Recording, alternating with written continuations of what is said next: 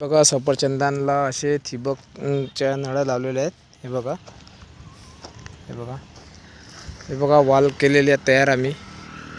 हे बघा असे ही नळी मधातली रे याची आहे, कारण तर आपल्या सफरचंदाची आणि ही मधातली जी नळी आहे ही ही ही ही आहे ड्रॅगन फ्रूटची. याच्यामध्ये आता ड्रॅगन फ्रूट पण लागणार आहे मस्तपैकी जबरदस्त. हे बघा कशा फटामध्ये पण गवत झालेलं आहे, निल्यावर पण त्याच्यामध्ये गवत झालेलं आहे.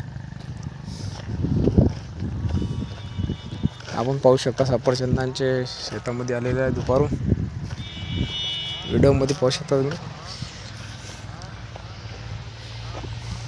आपण दररोज एकच सांगतो भाऊ व्हिडिओमध्ये.